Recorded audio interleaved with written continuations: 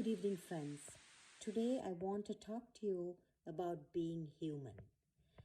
Being human, because over 72 years ago, we forgot what it was to be human.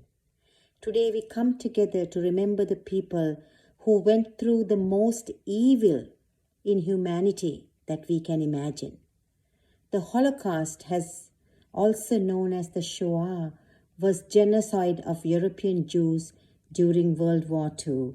Between 1941 and 1945, Nazi Germany and its collaborators systematically murdered some 6 million Jews across German-occupied Europe, around two-thirds of Europe's Jewish population.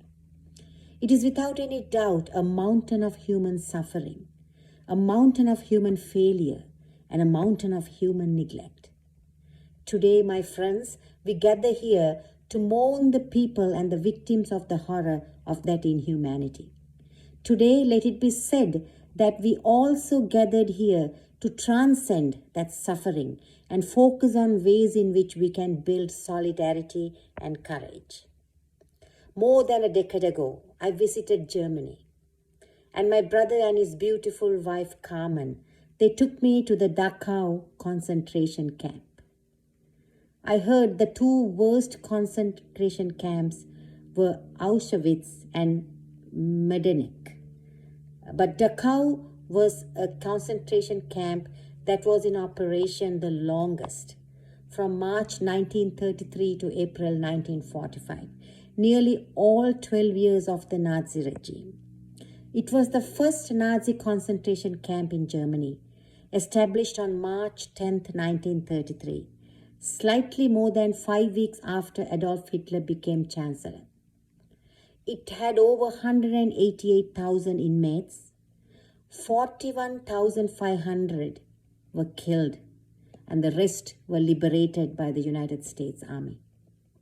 Starvation and disease tore through the camp, claiming the lives of thousands of prisoners just days before the liberation. The Nazis tried to cremate as many of these bodies as they could before abandoning Dachau, but there were too many.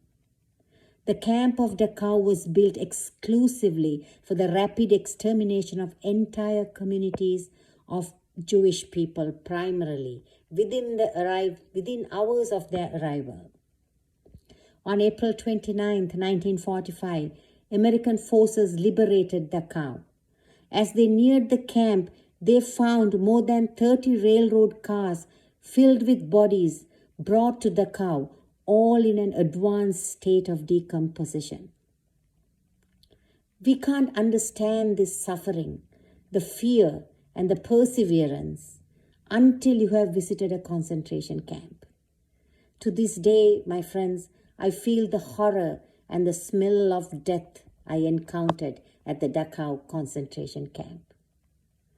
But let us also not forget, there was atonement, there was reparation by the Germans for this offense and injury. In fact, in Germany today, teaching the subject of Holocaust and the Nazi era is mandatory in German schools, and in addition to the curriculum in almost all schools among all students. All students have either visited a concentration camp or a Holocaust memorial or museum. And this must remind us, whether at a macro level or a micro level in our public or private relationships, we must also atone. We must forgive. We must repair the ruptures. It is piled up, unresolved anger that translates to hate and fear, revenge and rage. Let us do 3 things today. 1, let us ask ourselves, what have we learned from this tragedy of epic proportion? We must remember all victims of genocides. We can't separate people and suffering based on country and religion. Just being human at that time would have saved so many people. Just being human today can also help so many people. Just being human is all that it takes. Just being human. Secondly, let us ask, are we personally invested in some form or other to prevent such tragedies in the world today. The opposite of love, my friends, is not hate, it is indifference. Daily we know people are dropping dead, executed for no reason. Look at Iran, look at Afghanistan, look at Yemen, Syria, countless numbers, even India. In most situations, families are killed, whilst in some situations, the husbands watched while their wives are being raped and executed, or the children see their parents being killed. In many countries, we are reenacting genocides and holocausts.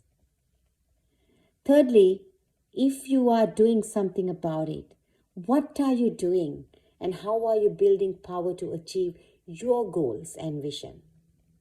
We are all enormously gifted with talents and abilities. Mother Teresa once said, "Don't feed 100. You can begin where you are, feed just one person." Let us not forget our power and ability and gifts and talents to do something. It is man that being who invented the gas chambers in Auschwitz. It is also the man, the one who walked through those chambers with his chin up, held high with the Lord's Prayer, Shema Israel. It is also man who rescued those who were being exterminated.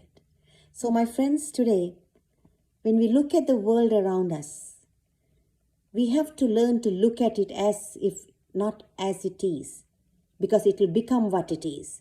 We must look at the world as it can be. And we have to recognize that it is necessary that we step out of our comfort zones and do something. It is possible that we do something. And finally, we must understand it is you, it is I, it is you who will have to write that song, build that movement, or write that story, or sing that song. Nobody else. Viktor Frankl, who wrote Man's Search for Meaning, said, "We must find meaning in suffering and then go do something about it." When we can't change a situation, he said, we must change ourselves, the way we think about it.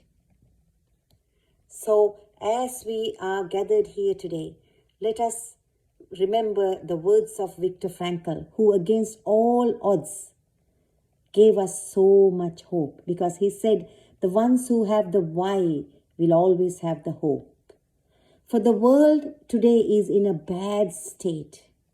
It will get worse unless each of us do our best. Thank you.